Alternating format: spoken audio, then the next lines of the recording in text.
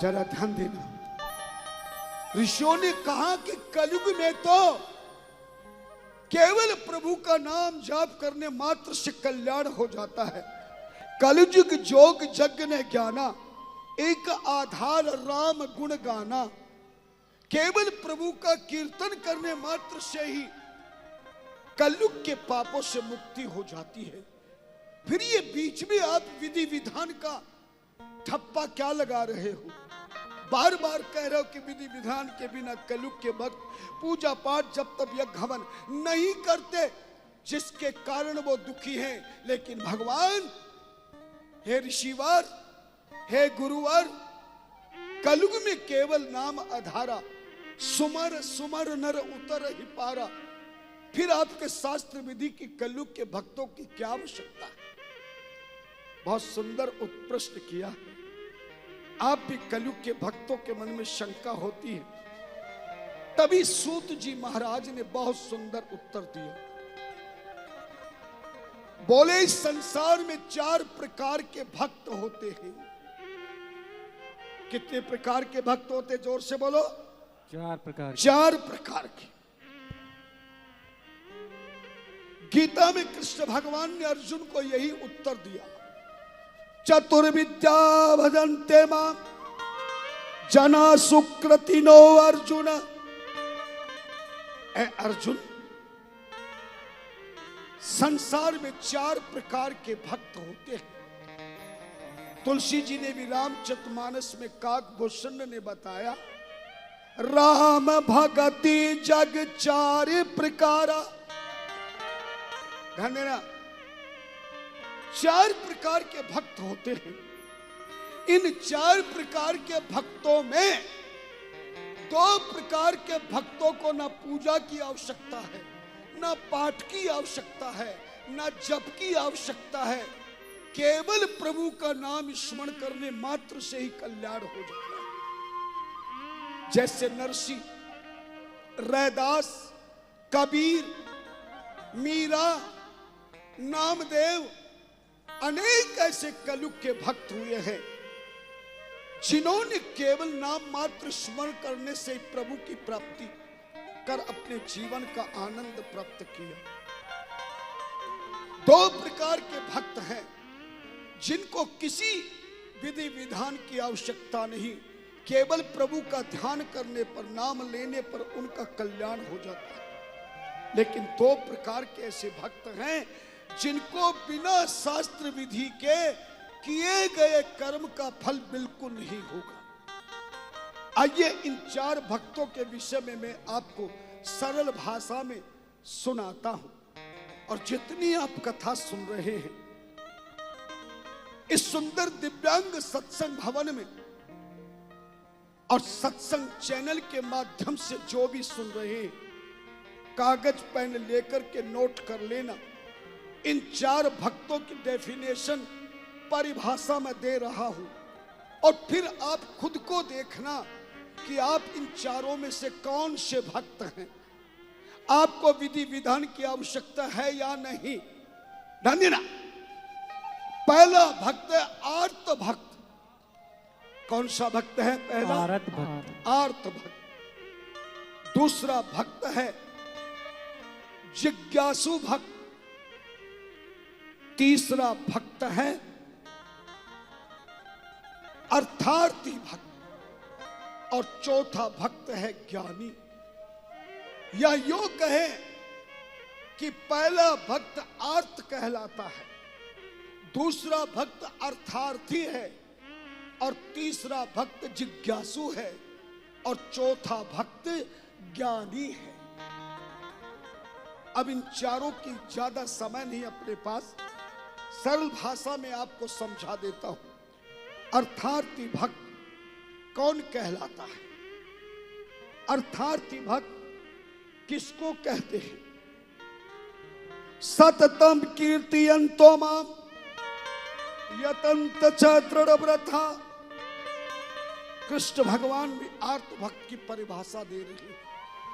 जो भक्त अपनी जिंदगी में किसी प्रकार के कष्ट को आने पर, दुखी हो जाने पर परेशानी आने पर मन दुखी हो जाए, परेशान हो जाए, कहीं से कोई रास्ता नजर न आए, चारों तरफ अंधेरा छा जाए, ऐसी मुसीबत में अपने कष्ट को मिटाने के लिए, अपने दुखों को भगाने के लिए जो परमात्मा का कीर्तन भजन पूजा पाठ करता है, ऐसा भक्त आर्त भक्त कहलाता है।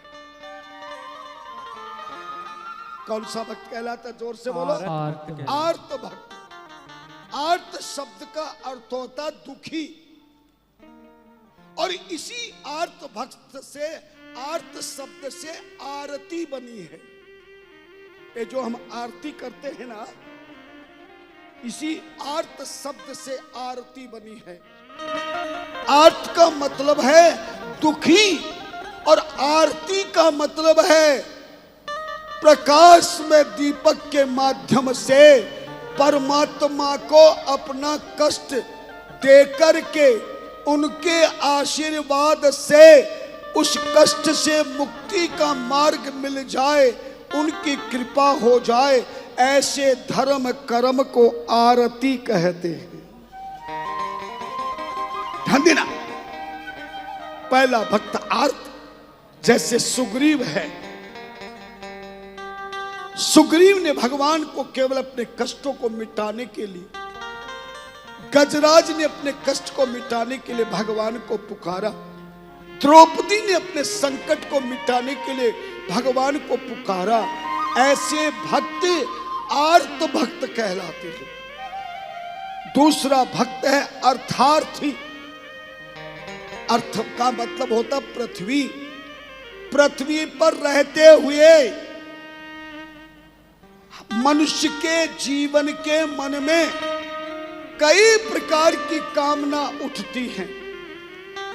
अनेक प्रकार की कामनाओं की पूर्ति करने के लिए, स्वस्थ शरीर की कामना के लिए, परिवार बनाने की कामना के लिए, मकान बनाने की कामना के लिए, अपना सम्मान बनाने की कामना के लिए, अपने जीवन का उत्थान करने की कामना के लिए, जो भी संसार की कामनाओं की पूर्ति के लिए ईश्वर की आराधना साधना उपासना करते हैं, ऐसे दूसरे भक्त अर्थार्थी कहलाते हैं।